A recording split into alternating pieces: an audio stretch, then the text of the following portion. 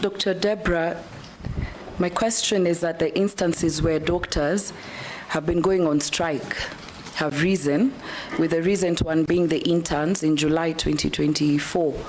And we know what that means, especially to the Kenyan populace. I'd just like to know how, moving forward, you would like to resolve this issue, looking at the root causes so that it doesn't recur. And also we have the community health promoters, where they're also saying that there's stipend delays, it is low. How do we just ensure that people who work in the health sector, because it's a very important sector, are taken care of in terms of their remuneration and also their welfare? The last question to you is that whether you understand the magnitude of the ministry that you will be leading. You have very critical departments and areas. We have KEMSA, you have the malaria control, you have the AIDS Council, you have the ministry itself, you have a chief, you have all that. How will you ensure, or what leadership skills will you use to ensure that the policies that you put in place, you implement, cascades to all those departments, and not, because we see in health department and also some of the big departments in this country where a CS just wakes up one morning and start issuing different directives, right, left, and center. I would like to know what leadership skills you will use to ensure that does not happen. Go ahead and answer. Through you, Honorable Chair, and thank you, Honorable Member, for the questions.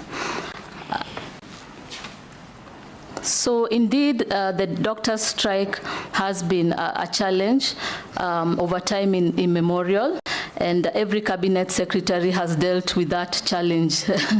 And so there is need to look for long-term solutions. I believe that the long-term solutions are with us.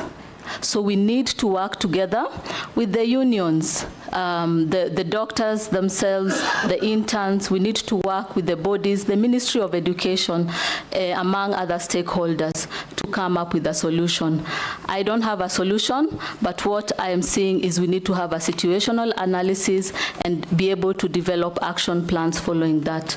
There is a Doctors Interns Act that I believe is ongoing, and I think that is one of the areas we can start with and strengthen.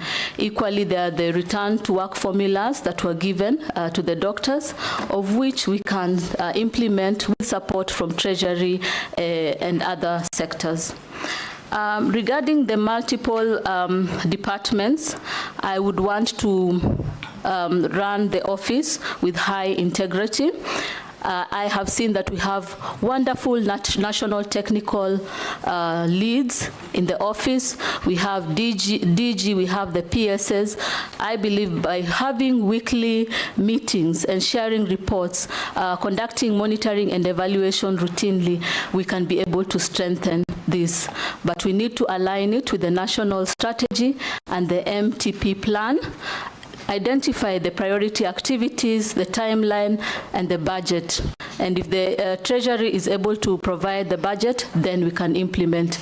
And also based on outbreaks that are at hand. As you are aware, there is a monkeypox outbreak, and also we need to ensure that we are prepared and ready to respond to such outbreaks. Nelson. Thank you, Honorable Speaker. Daktari, universal